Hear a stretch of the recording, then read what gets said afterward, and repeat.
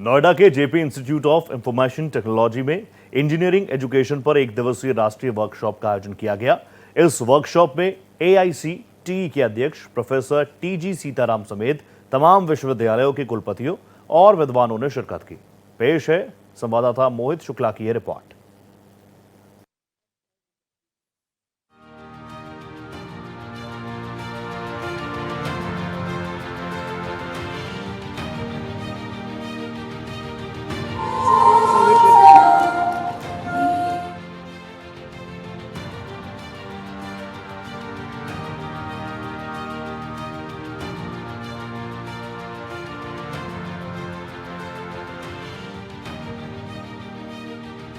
नोएडा के JP institute of information technology JIIT की engineering education पर हुई नेशनल वर्कशॉप में तकनीक और इंजीनियरिंग क्षेत्र के तमाम दिग्गज जुटे। National workshop of engineering education in the next decade नाम से हुई इस वर्कशॉप में एआईसीटीई के अध्यक्ष टीजी सीताराम मुख्य अतिथि के तौर पर शामिल हुए। तमाम विश्वविद्यालयों के कुलपति और डायरेक्टर भी इस वर्कशॉप में शामिल हुए। जेआईआईटी के चांसलर मनोज गौड़ ने सभी मेहमानों का गर्मजोशी से स्वागत किया। कार्यक्रम की शुरुआत में सरस्वती प्रतिमा का अनावरण हुआ और सरस्वती वंदना हुई। मेहमानों का बुके के साथ स्वागत किया गया। मुख्य अतिथि और अन्य अतिथियों ने दीप प्रज्वलन भी किया। Our quality is good, but there is a lot of work to be done. I'm not saying that everything is perfect, everything is rosy. So we need to do a lot of work in improving the quality of technical education in the nation, and we should give accessibility, equity as per the national education policy. JIIT के chancellor Manoj Gaur ने इस workshop को तकनीकी शिक्षा का महाकुंभ बताया। ईश्वर की कृपा से आज प्रोफेसर टीजी सीतारमन जी की उपस्थिति में भारत की शिक्षा प्रणाली के दिग्गज शिक्षाविदों का जमघट शिक्षा का महाकुंभ यहाँ हो रहा है।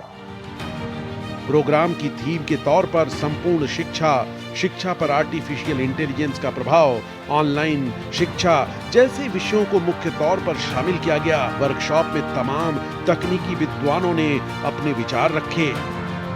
तो जो इंडिया अपना एक विकसित भारत की तरफ जो मोदी जी का लक्ष्य है, उसके लिए हम लोगों को हमें सिर्फ हजारों बच्चे नहीं पढ़ाने बल्कि लाखों बच्चे तैयार करने हैं। इसलिए digital education using AI, using technology is the future, and I am very happy to say कि जेआईआईटी इसमें काफ़ी बढ़ चढ़ के काम कर रहा है, and we are pretty sure कि बहुत जल्दी आपको इसके रिजल्ट भी देखने को मिलेंगे। कितनी टेक्नोलॉजी में एडवांसमेंट देखा है, तो हम इन बच्चों को उसके लिए प्रिपेयर करना चाहते हैं ताकि इनको आगे जॉब अपॉर्चुनिटीज़, इंटर्नशिप, एंटरप्रेन्योरशिप सब चीज़ कर पाएँ।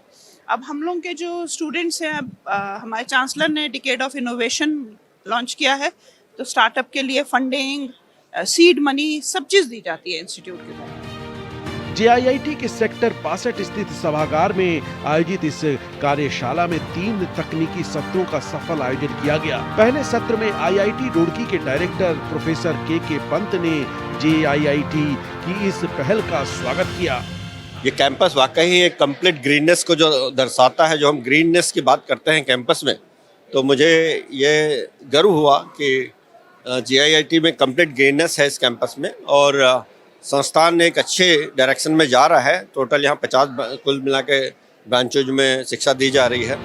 दूसरे सत्र में समग्र शिक्षा पर बोलते हुए आईआईटी रोपड़ के निदेशक राजीव आहूजा ने इंजीनियरिंग शिक्षा में एआई की भूमिका को शानदार तरीके से समझाया। It's like that we cannot neglect now AI. If you don't use AI, you will be left behind. So it's a time how we can use AI in education and how we can bring the student in the classroom. Because now issues are also that the students are not coming in the class. So we have to give something extra which they cannot find through AI also. So we should bring them in a class, and we should give the state-of-art engineering education. दूसरे सत्र में ही Indira Gandhi Delhi technical university for women की vice chancellor professor Ranjana Jha ने education, empowerment, intelligence and engineering विषय पर अपनी बात रखी। हम लोगों ने ही बनाया है एआई को। लोगों का कहना है कि एआई आकर के बहुत सारे मैन पावर्स, हमारे जॉब्स चले जाएंगे, लेकिन ऐसी बात नहीं है। हम लोग उसका सहारा लेकर के और भी आगे अपनी सोच को और भी आगे बढ़ा सकते हैं। इसलिए एआई और इंजीनियरिंग दोनों का जो सामंजस्य है वो हमें नई ऊंचाइयों तक लेकर के जाएगा। JIIT की प्रोफेसर डॉक्टर रचना ने भी इस बात पर जोर दिया कि शिक्षकों को AI का इस्तेमाल करने के लिए सक्षम बनाया जाना चाहिए।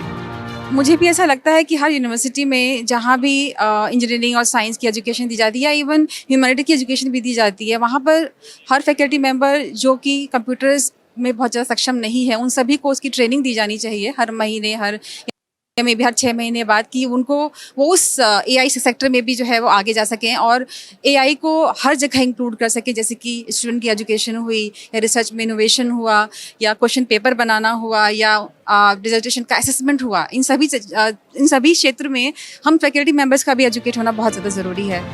वर्कशॉप के तीसरे सत्र में प्रोफेसर उमा कांजीलाल ने इंजीनियरिंग शिक्षा पर अपने विचार रखे।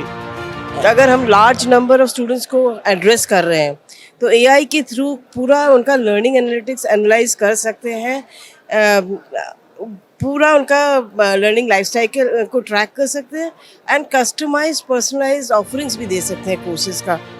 IIT मद्रास के प्रोफेसर विघ्नेश मुथु विजयन ने IIT मद्रास के नए प्रोग्राम के बारे में जानकारी दी। Where colleges can partner with IIT Madras so that they can become IITM code chapters and adopt the diploma in data science or diploma in programming from IIT Madras into their curriculum. So these exciting opportunities will definitely make sure that the students are ready to face the future worlds. Engineering पर हुई इस national workshop में bits Hyderabad के professor जी सुंदर के साथ साथ IIT Delhi के director Ranjan Bose, Delhi technical university के कुलपति प्रोफेसर प्रतीक शर्मा समेत कई विद्वानों ने इंजीनियरिंग शिक्षा में AI की भूमिका पर चर्चा की। नोएडा से कैमरा सहयोगी शरद बारीक के साथ भारत एक्सप्रेस के लिए मोहित शुक्ला की रिपोर्ट।